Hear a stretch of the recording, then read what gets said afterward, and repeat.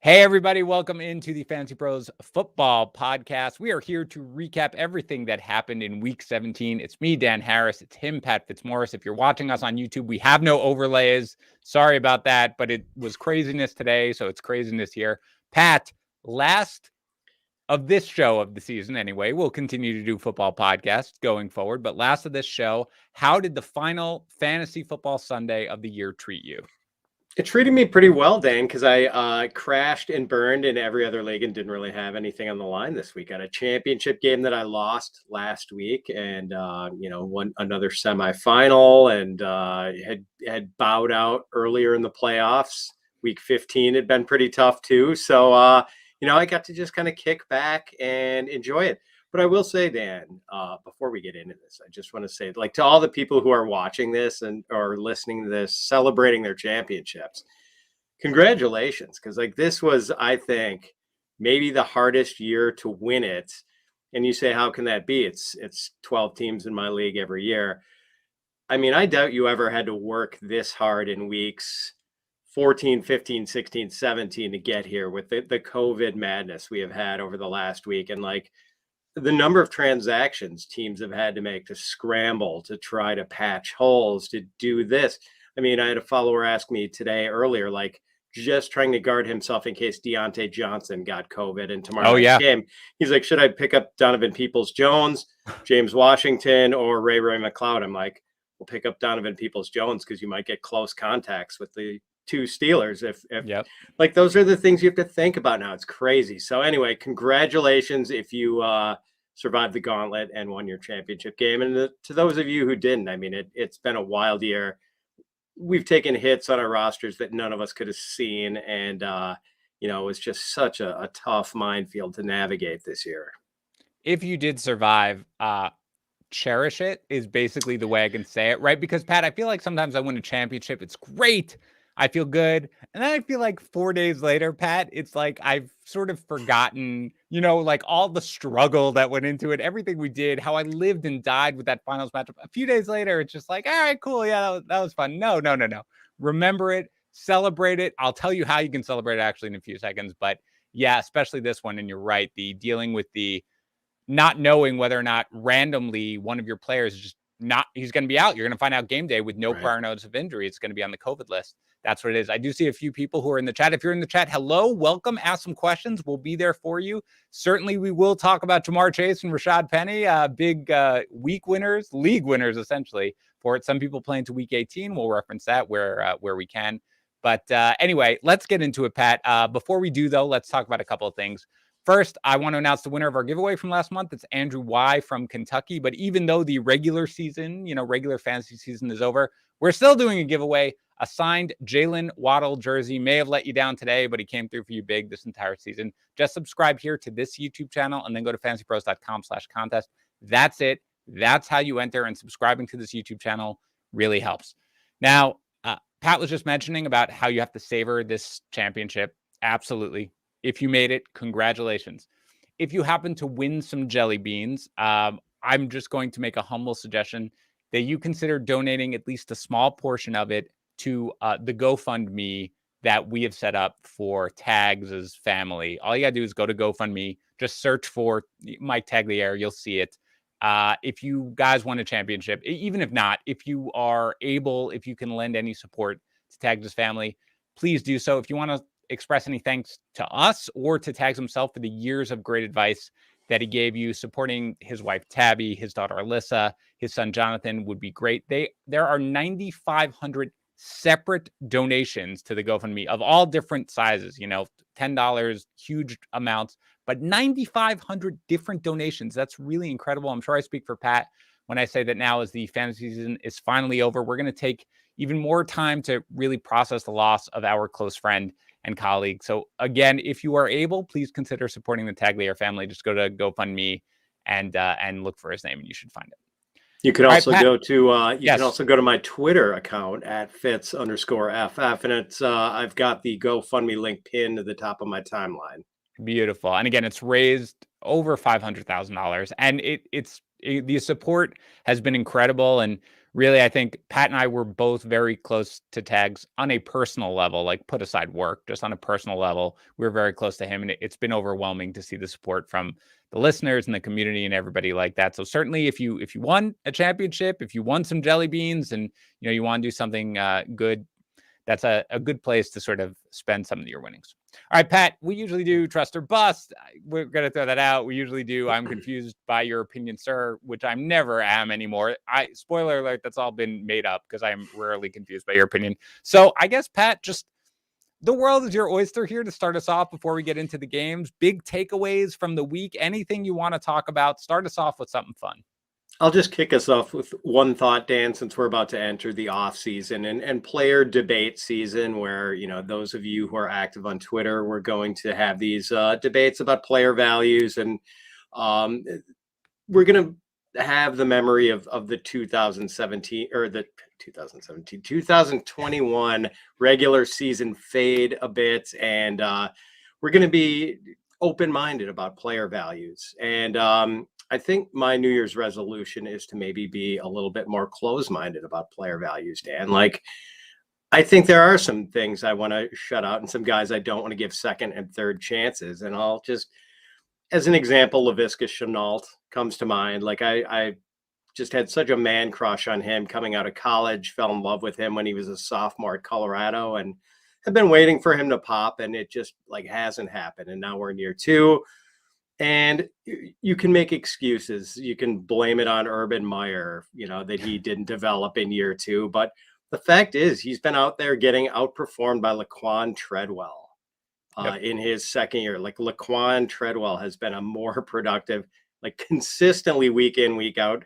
So I'm walking away from Shenault in leagues next year. And I'm not going to, buy anyone who tries to make the arguments for Shenault. And there are some other guys I could apply this to, Jalen Reagor, Brian Edwards. These guys are kind of dead to me after not doing anything in year two. But if we want to take this a little bigger, Dan, Clyde Edwards-Helaire. I mean, I'm not going to believe that there's still running back one upside here. I mean, we've seen whenever Clyde has been out, Darrell Williams has been more productive than Clyde. Darrell, I think the 5-game stretch where Clyde was out earlier this year, he was a running back 4 over that 5-week period and had a good game today with Clyde out.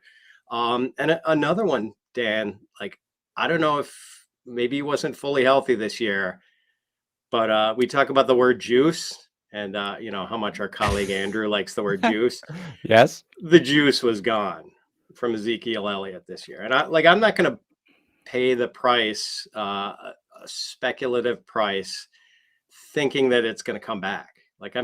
I'll let someone else bet on that. I'm not going to make that bet. So anyway, I'm being more closed-minded this offseason, Dan. That's my New Year's resolution, to be a worse person, less tolerant of others' opinions. And that's how I'm going to roll in 2022. Look, folks, you can listen to any podcast out there. All right. They're all going to tell you the same thing. Be a good person, be open-minded, just let everything in. Here, you come here.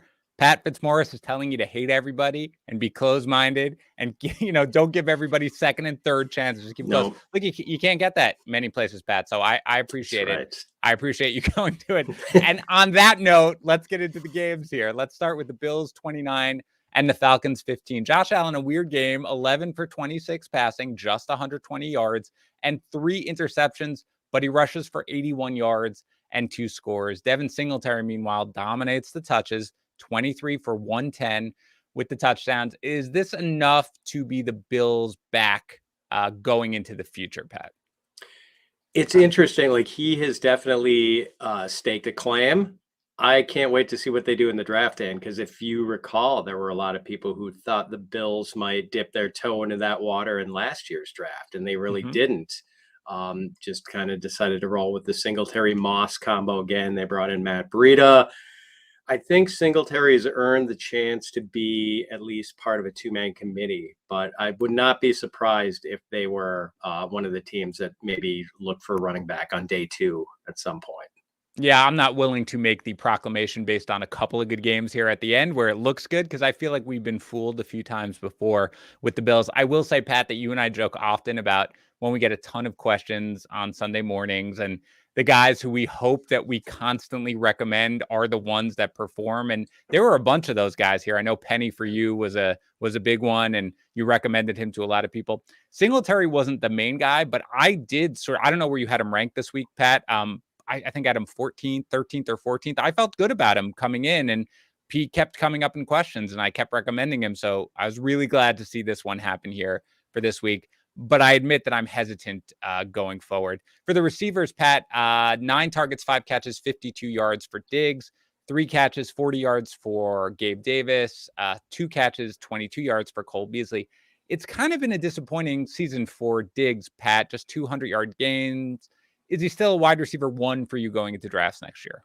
I think he will be. And we've talked about this before, Dan. He actually had a pretty good weekly floor. This was one of the weeks where it didn't really work out for him, but it was kind of a cold, windy day in Buffalo. There was snow on the ground. Like, it was classic Buffalo in January weather. So I'm not going to hold it against him too much. Like, the passing games just weren't that operative in that game. And Diggs pretty much most weeks would give you like 70 yards or a touchdown. Like, there was always something. Rarely did you walk away from a Diggs game empty-handed. So, the reality is probably closer to this year than what we saw in 2020. I still think he's going to be like a lower end wide receiver 1 next year. Pat, for the couple of people who are still playing into week 18, do you consider Dawson Knox anymore after, Man. back-to-back? I mean, he caught the touchdown, obviously, last week, but he's just not been involved. Nothing this week whatsoever. Good matchup against the Jets, though. So I would say he would still be probably in tight end 1 range, lower than some of the other guys now. But by the way, Dan, Kyle Pitts went over 1,000 yards today. Yes. Yes. Just a decent game next week, and he's going to finish with about 1,100 yards, only 2 touchdowns. But, and it was kind of typical today. Like, he had one great play where he was going up against Levi Wallace and the Bills and just makes this great catch down the sideline. And then he had one other catch for 6 yards. But he looked, I think he was limited, Pat, because he hurt his hammy a little bit in the game. If you saw, did he? He was still out there. He was still out there, but you could see that he was favoring it a little bit. I think it was his hammy.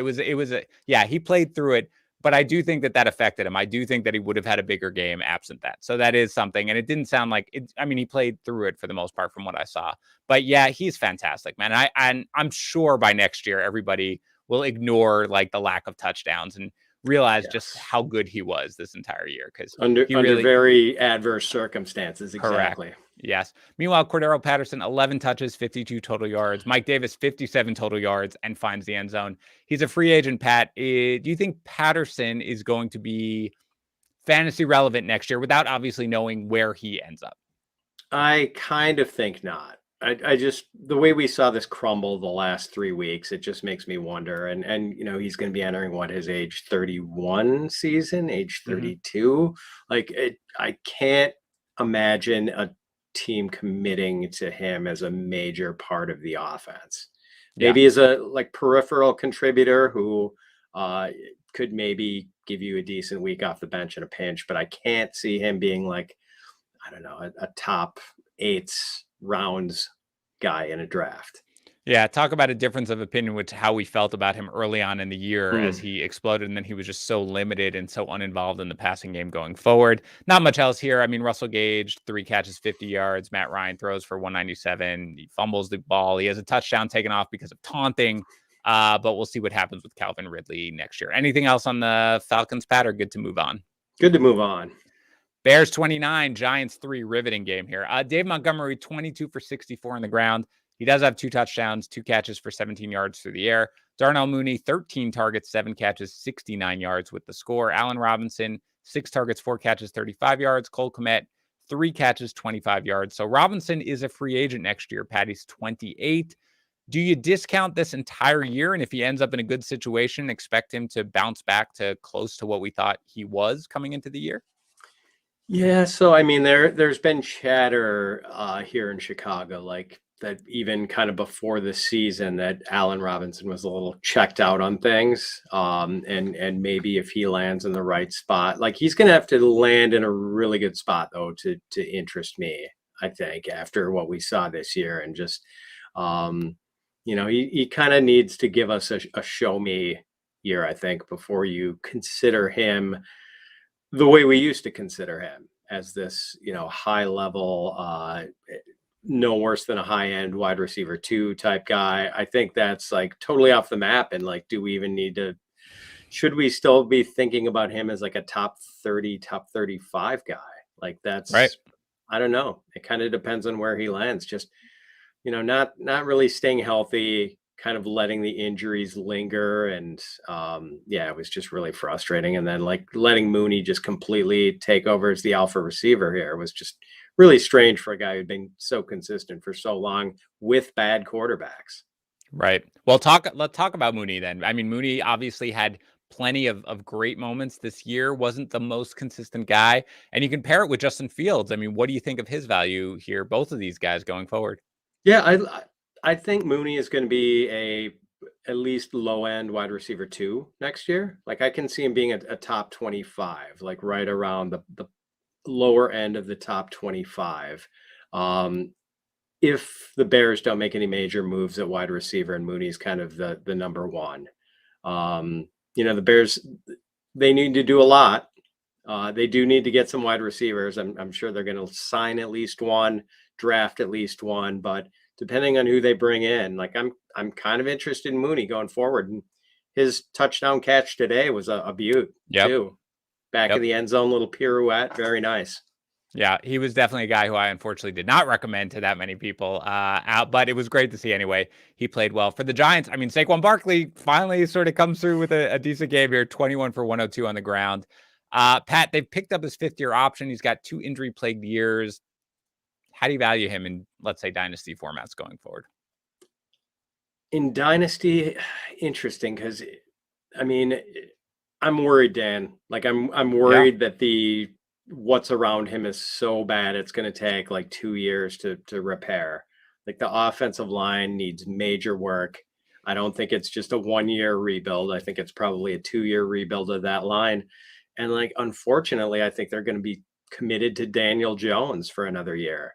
So that's going to keep Saquon Barkley, to me, like in running back 2 range. And I'm not going to be, especially someone in every draft is going to pay for, the Barkley who came out of Penn State, the Barkley who ripped it up as a rookie, that Saquon. Like I'm not paying for that Saquon.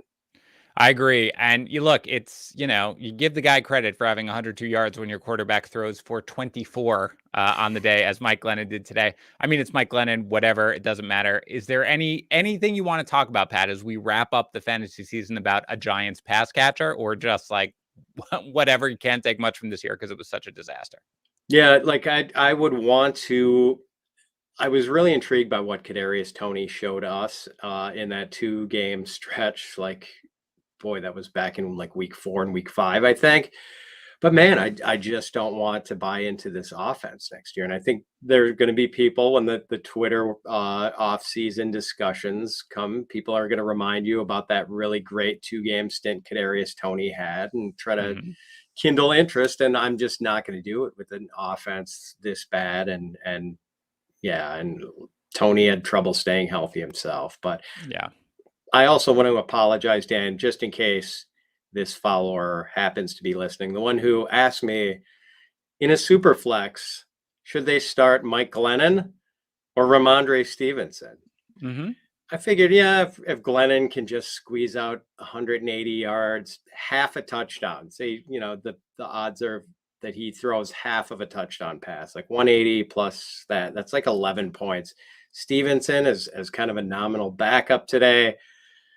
Well, I'm like, you got to start the quarterback. I steered this person so astray. I mean, like Glennon was worth negative points or 0 points or whatever he was worth, and Stevenson scores 2 touchdowns. And so if I cost that person a championship, I'm so sorry.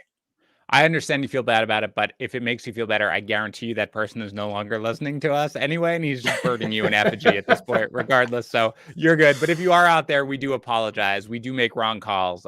So we're sorry about that.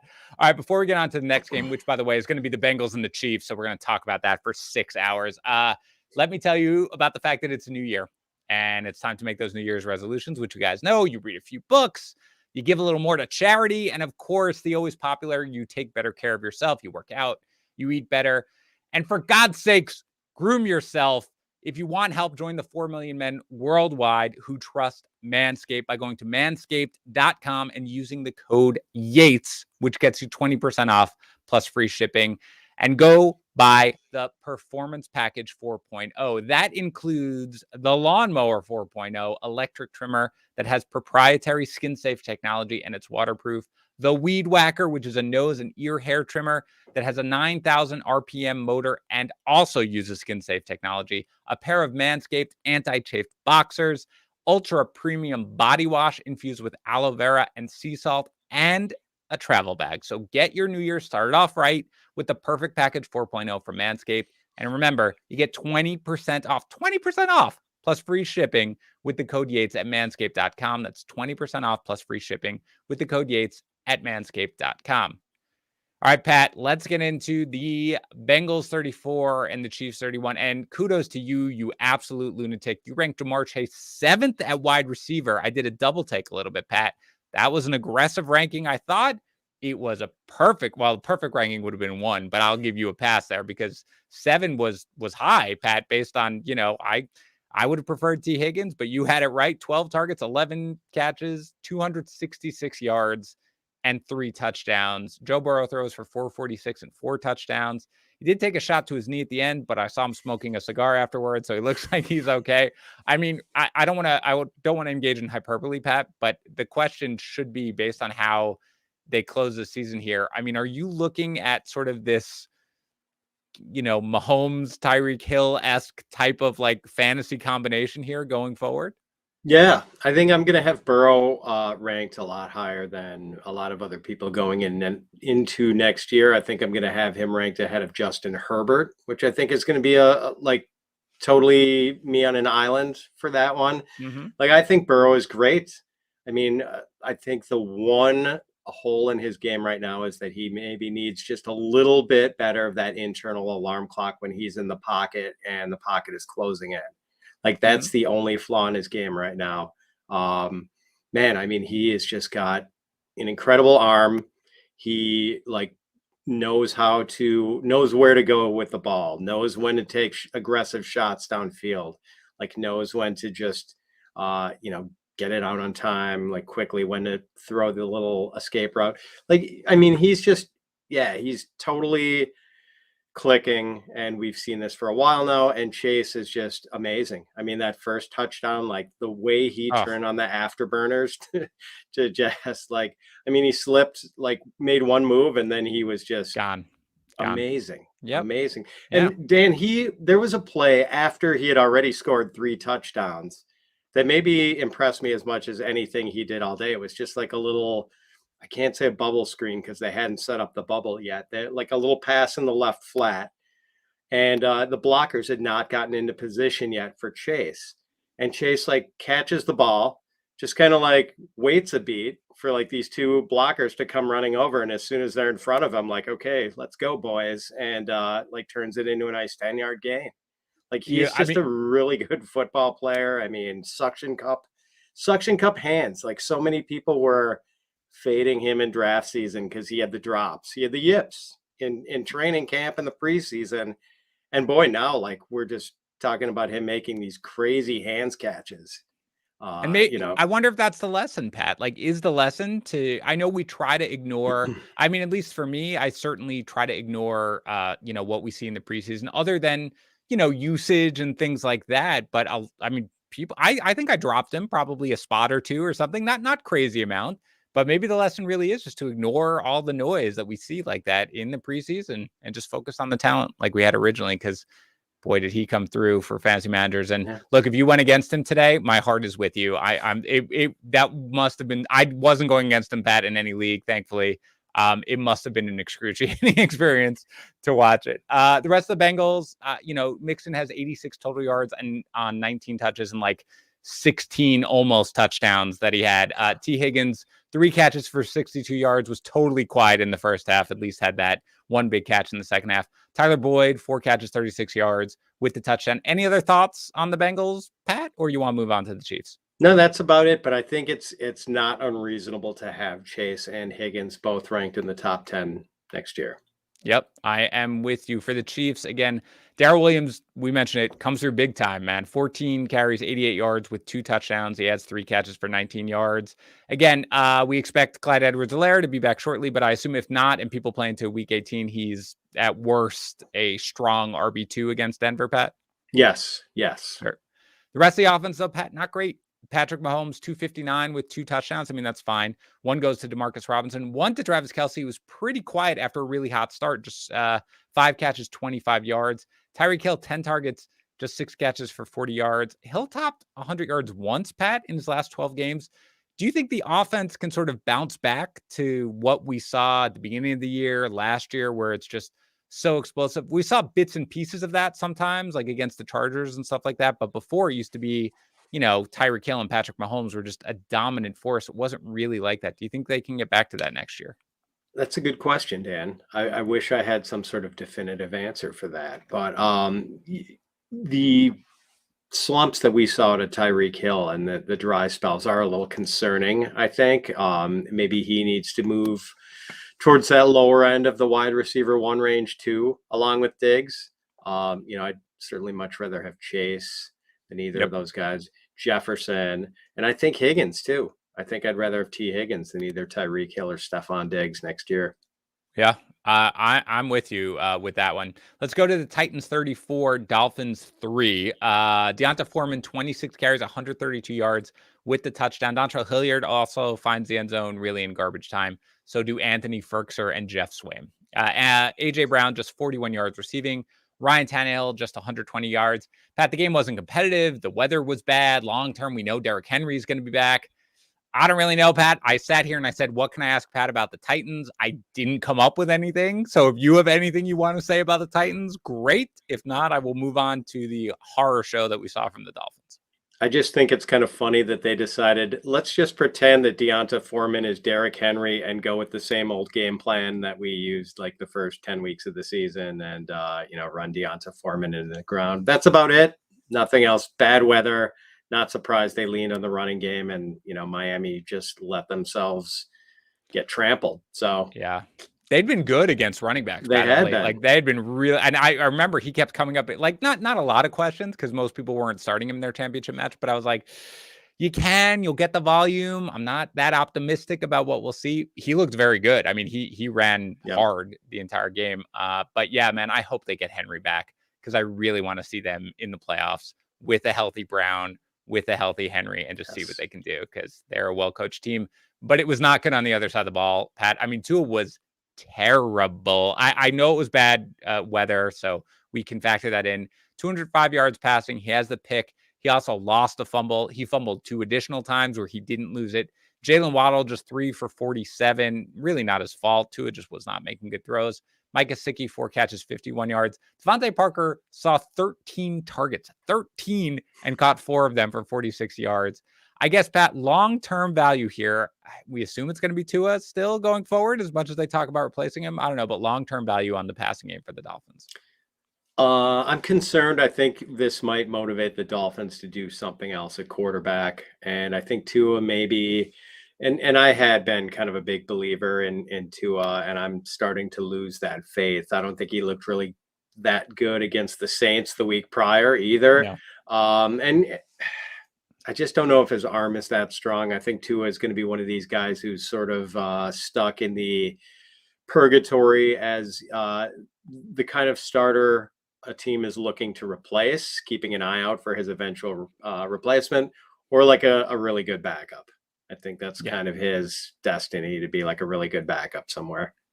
I think that's right. And on the Betting Pros show, our co-host Matt Peralt says that I'm the world's most foremost Tua defender, which is not the case. I think he had helped the fantasy value But I do think, honestly, he can be like a start. He's like, strikes me as a journeyman starter. Like, that's what he is. He's Yeah. like a bad team will have him as their starter and he'll keep them competitive. And you'd be like, oh, Tua is fine. But I do not think that he is going to be able to really be the type of quarterback who you can build around going forward. Go ahead. You want to No, say I something was else? just gonna right. Like some people were talking themselves into Taylor Heineke as a possible solution at quarterback, and I think Tua might be the kind of guy people try to talk themselves into as a solution for a struggling team. And there are going to be a lot of teams that are looking for quarterback help that won't be able to afford. They won't be in the Aaron Rodgers derby. They won't be trying to trade for Deshaun Watson. But there are teams that are going to need a quarterback, and Yeah. maybe Tua could find a fit with one of those teams. Like a better version of Teddy Bridgewater. That's how I kind of view him at the Yeah. moment, right? Like, yeah, all right, Yep. you can live with it. You can live with it. A better version of it. The running game, I mean, Duke Johnson, No. 65 No. yards. Okay, good. We're just gonna move on. Do not start a Dolphins running back if you are playing in week 18. Raiders 23, Colts 20. This is a good game. Josh Jacobs, do want to talk about him, Pat, because one of the things that I have noticed when I look at all of our rankings I'm always higher on Josh Jacobs. Always, and I don't know why necessarily. But 80 total yards. He has the score. He left briefly with the injury. Interesting season from him, Pat. Just 677 yards rushing, still scoring touchdowns, 7 in 13 games so far, but 58 targets, 48 catches, 319 yards. All of them are already career highs. Do you think that going forward for a guy like Jacobs, that we do finally see this consistent work in the passing game? Or do you think this is something that came about? Kenyon Drake was lost for the season. Jalen Richard was sort of in and out, more out of necessity. Yeah, I think this is a generally positive season for Jacobs in that, like, the offensive line is sort of broken, and I don't think there was anyone in the coaching staff after Gruden left with the wherewithal to fix the running game.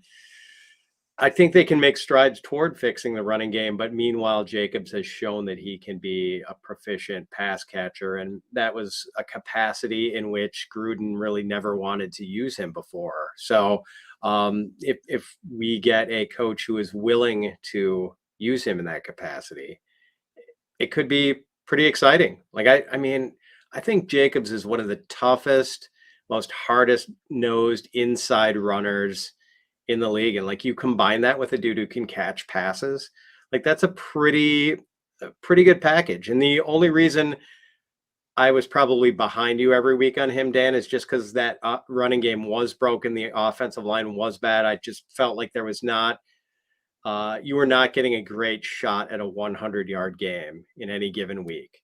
But, Yep. he did keep getting into the end zone and he did keep boosting his floor with those pass receptions. Yeah. And again, you were not alone, Pat. I was like on the island. It was all of us when I checked. That's really the only thing I check. I tell you, I don't like to check ECR. I don't like to make myself feel bad when I realize how like wrong I was on a player. But I don't mind seeing where you guys had him after it's locked. I was always every single week the highest single one of us on Jacobs. But yeah, I mean, that's the thing. The floor wasn't always there. The ceiling wasn't always there, but the floor usually was. Yes. Derek Carr here, 225 with the touchdown and a pick. The touchdown went on to Renfro, 7 for 76. He had the other one called back where they replayed it and ruled that he was down. Zay Jones, nice game here, 10 targets, 8 catches, 120 yards. How about Renfro next year, Pat? I mean, he really, really came on like crazy towards the second half of the season. How do you think we'll view him going into drafts next season? I think we'll have to be a little cautious, partly out of necessity, because he did a lot of it with Darren Waller out. But I think some people are going to go overboard on that and say, well, he was sort of a product of necessity, just like no Darren Waller. He was, they lost Henry Ruggs, obviously, very abruptly. So Renfro was just sort of this fallback option. But I mean, Renfro does kind of strike me as like the new Wes Welker or the new Yep. Julian Edelman, and so I think he's going to be there in like the 5th or 6th rounds of drafts, and I'll be happy to scoop him up there. Like I think he'll be a good value there from the people who just don't like taking a guy of that size. Like Yep.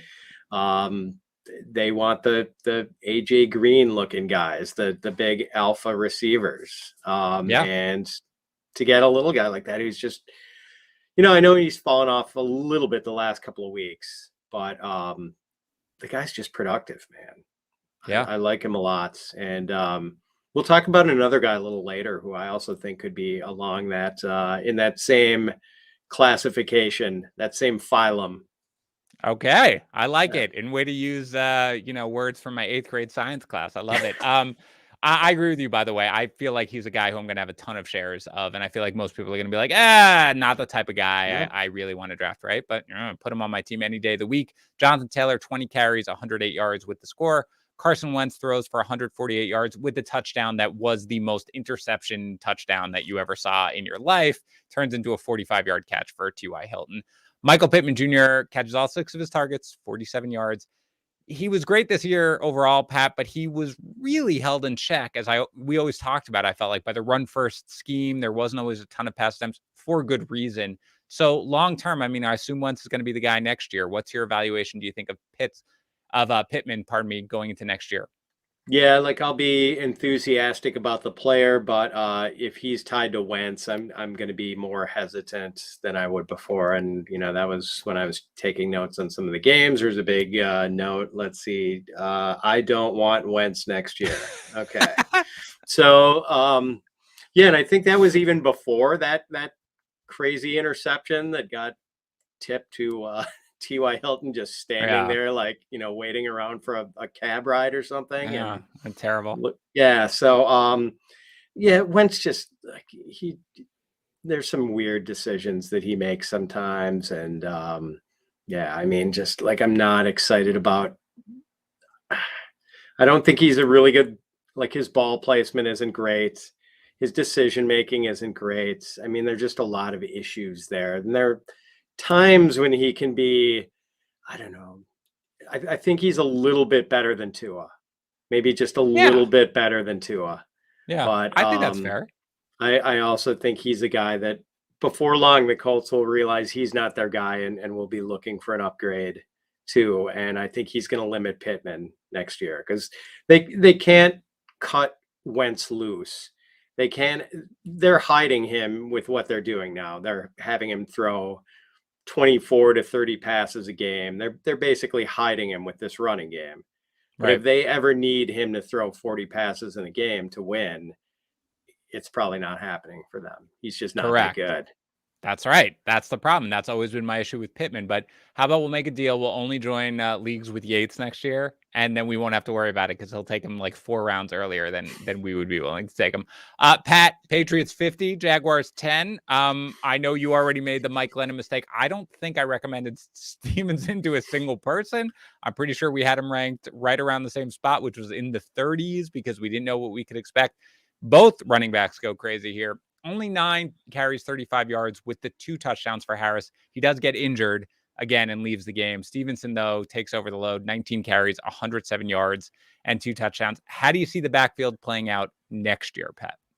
I think they're going to both be involved again, so I don't think we can get too far out over our skis on either of these guys. Like Stevenson is good, and I was a little below consensus on Harris today, Dan, and a little above on Stevenson because I thought Stevenson would come back and it would be kind of close to a 50-50. And just turned out I didn't see there being 4 touchdowns to go around between these two guys. So, it turned out I was pretty mistakenly below consensus on Harris, although it felt like the right fade, Yeah. even though, he wound up having a huge day.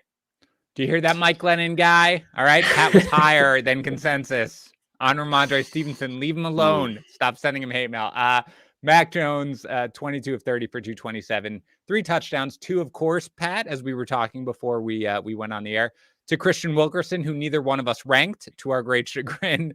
1 goes to Jacoby Myers. I neglected to call the touchdown in advance this time, but he catches all 8 of his targets for 73 yards with the touchdown. Kendrick Bourne, 5 for 76. So just, basically his fantasy rookie season comes to a close now. Pat, overall impressions of Mac Jones and his long-term future with the Patriots. Yeah, so a better real life quarterback than fantasy quarterback this year. I think he'll make strides in the fantasy department next year when presumably they'll add some weapons for him. Yep. Yep. I agree. And again, I joked about it all the time with Matt Peralt from Betting Pros, who is a Patriots fan.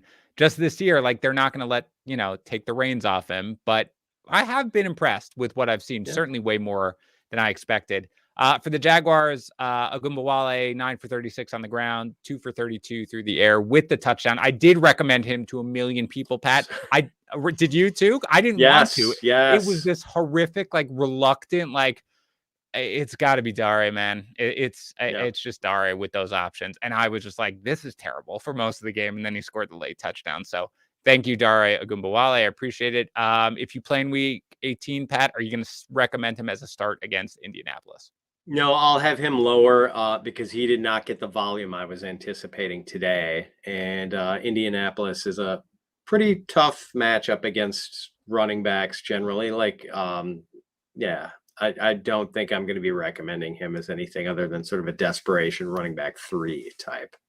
You referenced already some of the Jaguars receivers, Laviska Shenault in particular. Look, Trevor Lawrence, 17 for 27 for 193. He does finally throw the touchdown pass. Laquan Treadwell, 6 for 87. So again, go ahead. Overall thoughts on Lawrence and the future of the Jacksonville passing game? Yeah, I think Lawrence will be better. I think he's totally.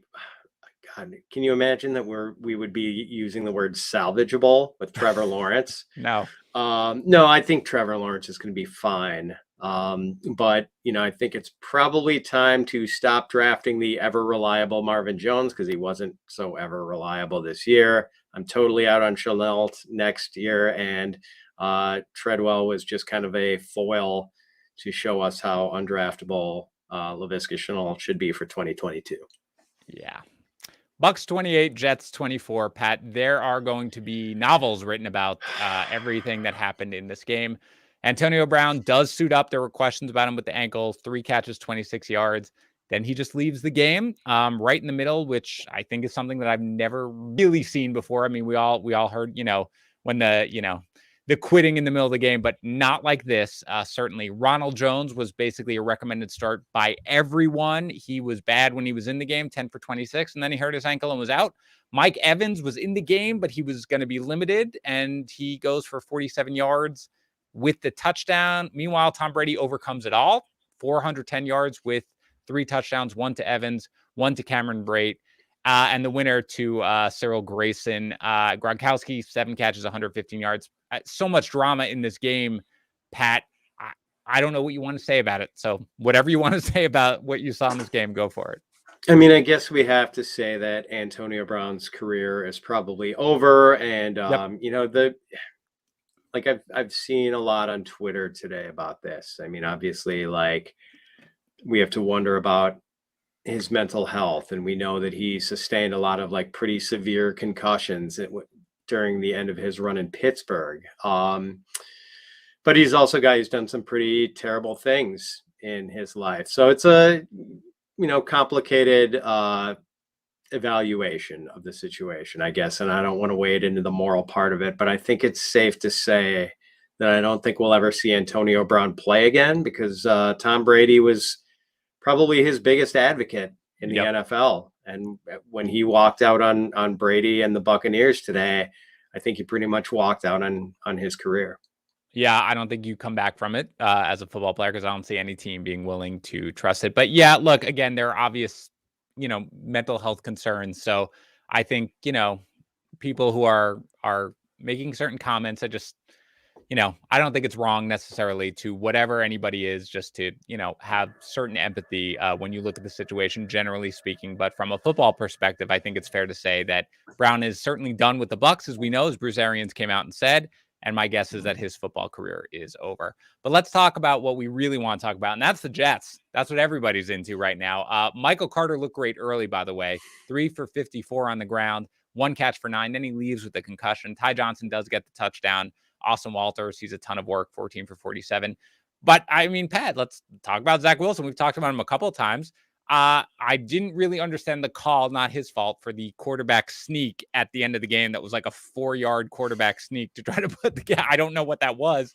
But regardless, I thought he looked pretty good in this game. 234 yards with the touchdown. That goes to Braxton Berrios, by the way. 8 catches, 65 yards with the touchdown. He also rushes for 1. So I do want to ask you about Braxton Berrios because he's a free agent after the season. So I guess the first question, let's start there. Do you think next year we'll be talking about Braxton Berrios in any way from a fantasy standpoint? Here's our guy from the Wes Welker, Julian Ah, Edelman, Hunter Renfro file him, Dan. Yeah, like this is just a dude who knows how to play football. Um, like the explosive kick return the other week. yep. Like anytime he's thrust into the spotlight by these other guys being out, no Elijah Moore, no Jamison Crowder, Barrios comes through and is like this functional possession receiver. So like I don't think he is going to be the kind of guy anyone is getting excited about. But he's the kind of guy I'm going to be drafting in like the 19th or 20th round of best ball drafts in February Yeah. when the best ball room's open and I'm like starting to dabble in that. Like he's a guy I think someone is gonna like. Would it be a shock, Dan, if he wound up in New England? Like he No. Oh, seems he's like a a perfect New perfect England yes, player. yes. Yeah. So I Yeah. mean, like I want to be drafting him in best balls before we see where he ends up, because I think someone's gonna go out and get him. Like someone's gonna say this guy's pretty good, and Yeah. can be just kind of a useful, sneaky possession receiver type. So yeah, I am kind of a bit excited about him. And I will give him a shout out. I started him, picked him up, and started him in the Fantasy Pros Dynasty Invitational in the finals Nice. against Boone, Justin Boone, our good friend. And thanks to him, I'm only going to lose by 120 points. So I really appreciate his effort in that one. Meanwhile, Zach Wilson, very quickly, Pat, because nobody really cares. But long term, we talked about him probably 4 weeks ago and Mhm. was pretty down on him. Anything that you've seen in this game or of late that gives you any more hope for his future? I think I'm still concerned about him. I think he is still the to me like the fifth of the five first round quarterbacks this year as far as his future, but I don't think we can totally slam the door on him yet. There's still hope, but today he did look pretty good Yeah. against a really good pass defense with some of his best receivers out. So Yeah. there's something to be said for that. And like he plays with confidence at least. Like he doesn't look scared. Like we saw some other quarterbacks today who looked like they were playing pretty scared. And Zach Wilson is not that guy. Like Yep. he's a confident kid. So Probably sometimes he should play a little more scared, but I agree that generally speaking, and I look as a pessimistic Jets fan, I will say that today was a reason for me to feel optimistic. So I will grasp onto that. Eagles 20, Washington football team 16. Jordan Howard was active, just 11 for 26. Boston Scott, though, 14 for 47 on the ground with 2 touchdowns. He adds 4 catches for 39 yards. If you do play into week 18, Pat, will you trust Scott against Dallas? I think he's playable. I think maybe we'll see a healthier Jordan Howard next week. Like I don't know if there's any. Did they put Miles Sanders on IR, Dan? I don't even know. I think they did. He's not going to be back next week. Okay. I do know that. Yeah. All right. So yeah, I mean, like the fact that we just had it basically boiled down to Scott and Howard this week was good. And yeah, I mean, I was kind of feeling pretty good about Scott in the rankings this week. Like, and Mhm. when I just figured that he was going to get more work than Howard, with Howard being sort of questionable all week and with this stinger thing. And yeah, I mean, it might be a little more balanced next week, but as we know, Philly has been the most run heavy team in the Yep. league since like what, Halloween or so. Mhm. And no reason to think that's not going to continue in week 18. Yep. Jalen Hurts, 214 yards passing, 44 yards rushing. Devontae Smith, 3 catches, 54 yards. Dallas Goedert, 6 catches, 71 yards. Long-term value here for Devontae Smith, Pat. I think it's generally positive that he is being considered as a starter every week, Dan, for a team that is running the ball 64% of the time. Mhm. It's not going to be like this long term. It just can't be. No NFL team can sustain an offense running that much, I don't think. So Right. it's going to get better. Yeah, I mean, I like what we've seen so far. The dude's a really good route runner. He's got good hands. Everything we've seen so far, like as good as advertised, I think. For Washington, Jarrett Patterson does come through 12 for 57 on the ground with the touchdown, 5 catches, 41 yards through the air. Terry McLaurin, 7 catches, 61 yards. which is one of his better games on the year. So I don't know, man. Anything you want to say about Washington from this game? No, the Patterson looked pretty good. The passing game looked bad for like a fourth, fifth consecutive game, whatever. And Yeah. please get Terry McLaurin a quarterback for Jeez. 2022, please. From your That's lips. good, man. But yeah, it's just it's so sad watching him make these crazy jumps for balls 10 feet over. Like I'm Yeah. worried he's gonna like kill himself going for like, one of these hospital balls that get thrown his way all the time. It's just Yeah. terrible. I'm with you. Rams 20, Ravens 19. Not the prettiest game here. Matt Stafford, 309 yards, 2 touchdowns, 2 interceptions, one of which was a pick six. Sony Michel, 99 total yards with the touchdown. Cooper Kupp, 6 catches, 95 yards with the touchdown. Where do you expect to rank Cooper Kupp next year, Pat? Oh man. What scoring format are we talking about? Half? Let's go half. Let's go half. Yeah, boy. I mean, like that's the debate. Should he be the 102 behind Jonathan Taylor? Like, I don't know. I mean, it's interesting. Like the other running backs who are going to be in consideration are guys like Dalvin Cook and Alvin Kamara, who like generally, if they're playing, are going to be pretty awesome. But you also know you're probably not going to have them playing for you the entire season, and they're going to be weeks where it's maybe muddled and they're coming back from injuries, and you don't know how much they're going to be used. Would you rather have a guy like that, or would you rather have a guy like Kupp who is pretty much going to go out there and ball out for 16 games? So maybe he should be 102. Yeah, I mean, I'm going to have to look at it pretty hard, Dan, but I can pretty much guarantee he's going to be in the top 3 or 4. What a remarkable season for him. And P.S., as somebody who has a long shot bet on him to win MVP, let's go Cooper Kupp. Van Jefferson, 4 catches, 63 yards. Odell Beckham Jr., 5 catches, 39 yards with the touchdown. In a weird twist of events, Pat, you were the highest guy here on OBJ among the analysts here, as opposed to me. But he's a free agent, Pat. Depending on where he lands, I mean, how much gas do you think he has in the tank? I'm going to be a little worried about him. I just don't think he has the sort of 1,400-yard upside he used to have with the Giants. Like, I mean, he can be great in spurts. Like he had 2 very consequential catches at the end of that game today. One, a 4th down catch on the Rams' last gasp drive, which was a bad throw by Stafford. And Beckham makes a great hands catch to pull it in, and then scores the touchdown. Like, I think it was the very next play later where he just like a quick grab. So he can look really good, but man, he's so brittle. And I just don't think he can be an alpha for anyone anymore. So probably is going to be inside the top 40, but not that far inside the top 40. For the Ravens, Tyler Huntley, 197 yards passing, 54 yards rushing. He does throw the interception. Mark Andrews, 6 catches, 89 yards. Rashad Bateman, 7 catches, 58 yards. Hollywood Brown, 3 catches, 28 yards with a fumble. Devontae Freeman randomly gets going, 14 carries, 76 yards. So there's no Lamar Jackson, Pat. I'm not sure what you want to take away. It was another mediocre game for Hollywood Brown, who got off to such a great start and then has just kind of been very, very just sort of meh for 7 games.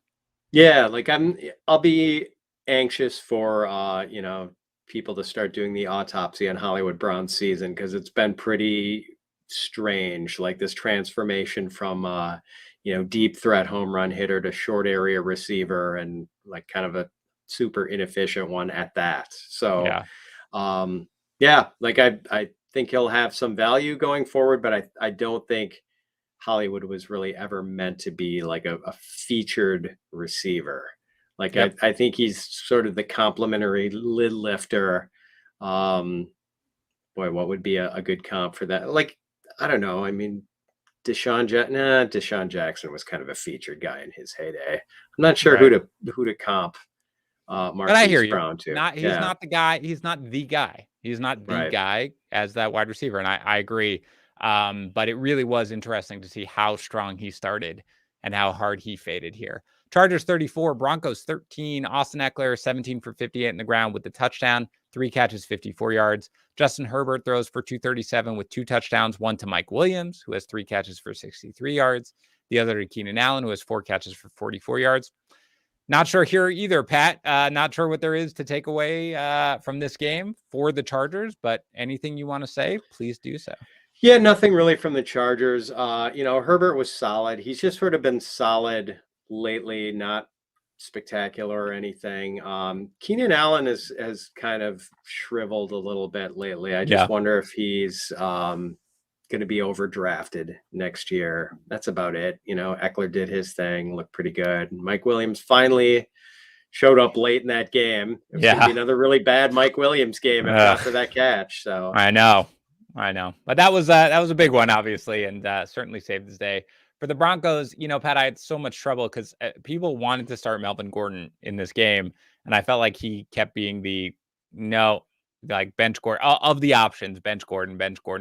And I couldn't even really articulate why necessarily. It's just sort of where it came off, but neither one of the guys has a good game here. Javonte Williams, 14 for 30 on the ground, 1 catch for 2 yards. Melvin Gordon, 10 carries, 43 yards, 3 catches, 29 yards.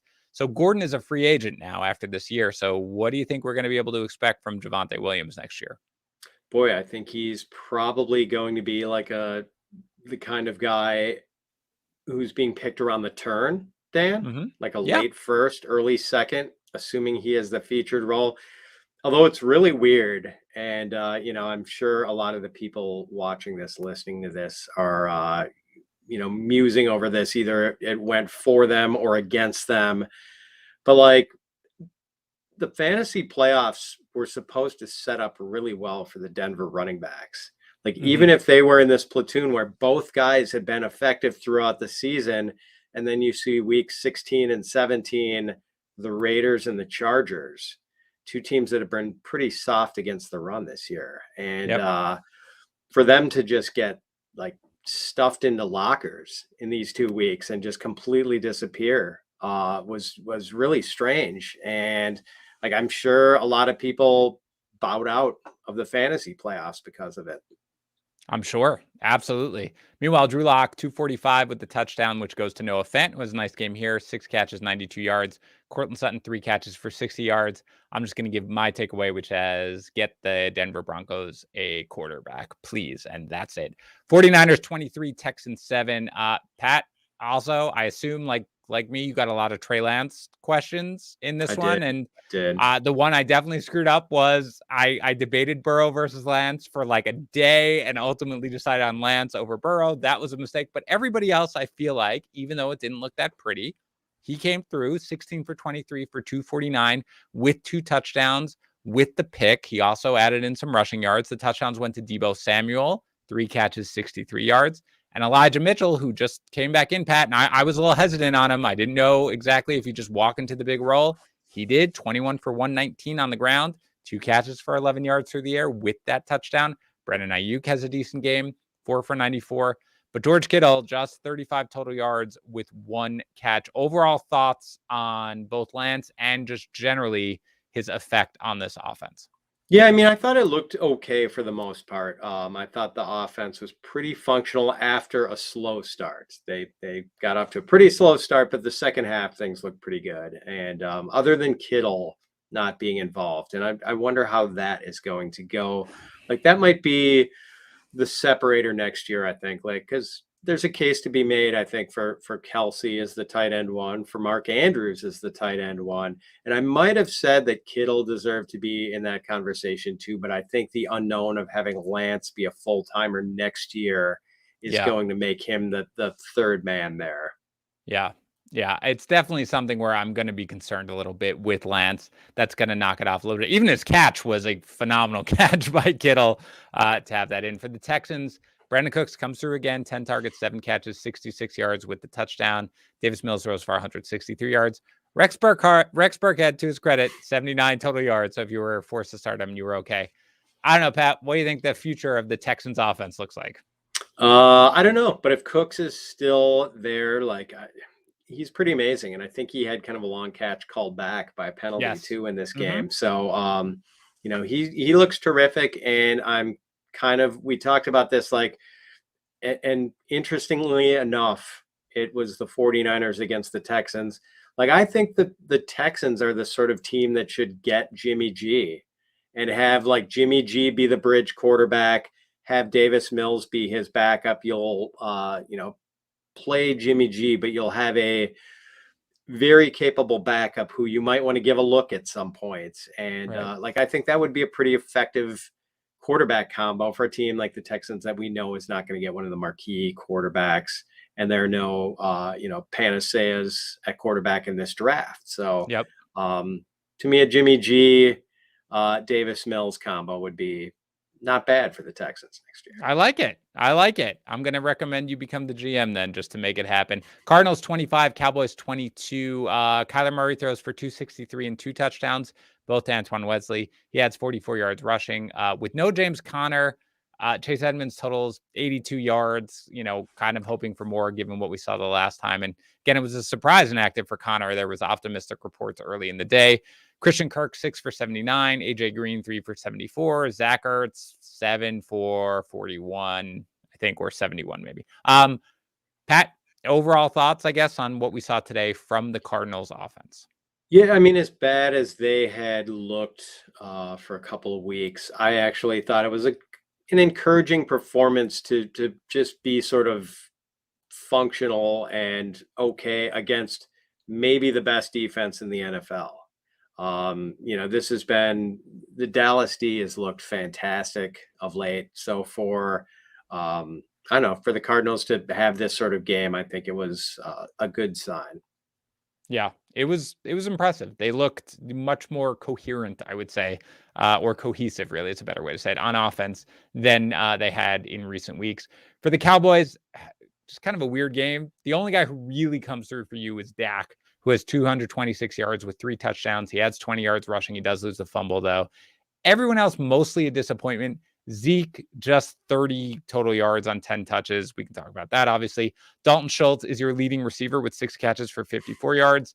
CeeDee Lamb, another disappointing day, 3 for 51. Amari Cooper finds the end zone, but just 3 for 18. And Michael Gallup has that great touchdown catch, but leaves with what everybody now agrees is almost certainly a torn ACL. So I don't know, Pat, unpack this game for me if you want to do Zeke and how he looked, or what we've seen lately from just the Cowboys wide receivers and how inconsistent everybody is. Yeah, let's start with the Gallup thing. I mean, that sucked because he was going to be one of the hottest free agent wide receivers. So that's really unfortunate, and it's going to cost him money. And I just hate seeing that. Dak still wasn't good in this game, Dan. Like, the numbers were okay, but this was yet another game, his 6th game, I believe, since the start of November, where he averaged less than 6 yards per pass attempt. A little close to it this time, 5.95. But just like, he missed some throws again, and like, they're not really hitting on much downfield, like that Gallup TD catch. I mean, that was probably one of their longer gains of the day, or one of the longer throws I think Dak made all game.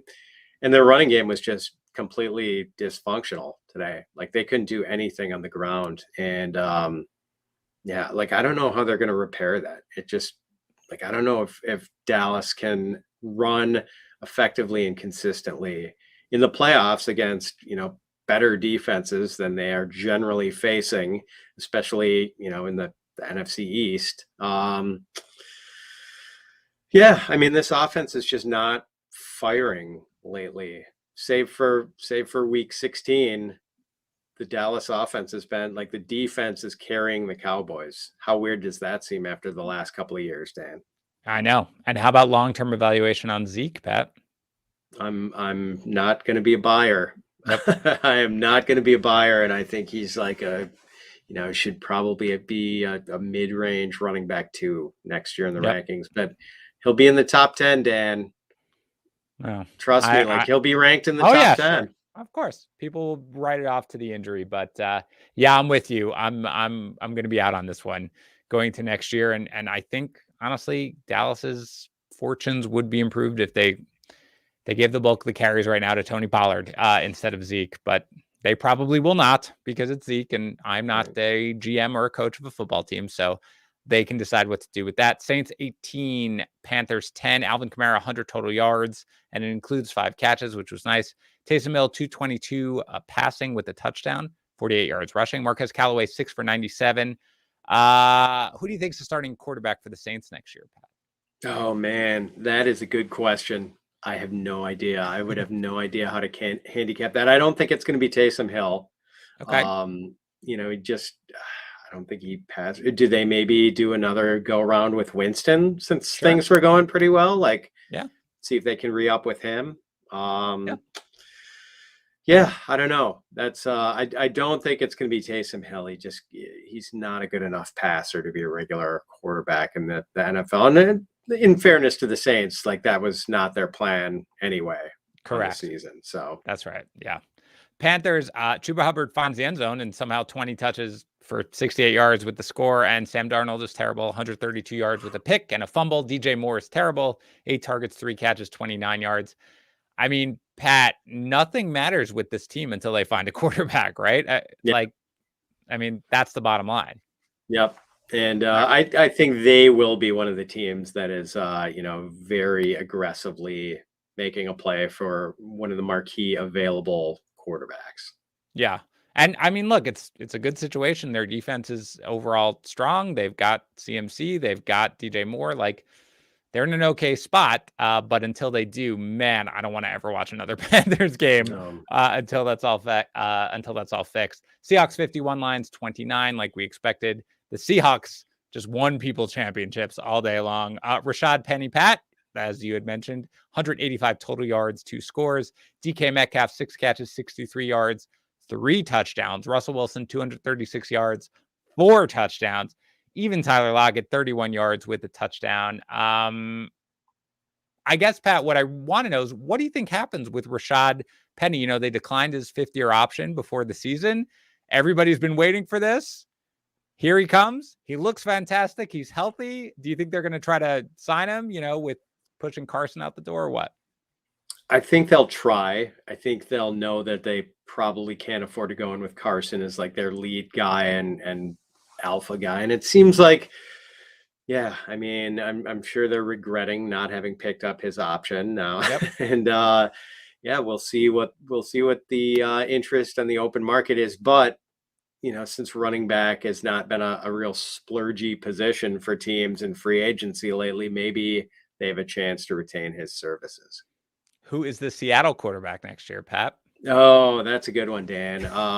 Boy, I have no idea who that's going to be. I mean, I don't think it's going to be Russ. It just feels like it's a divorce coming here. Yeah. So, maybe it is someone like Jimmy G moving to the Northwest, or someone like Jameis as a bridge, and that would be kind of interesting. Like Jameis, this aggressive downfield thrower working with DK and Lockett could be kind of fun.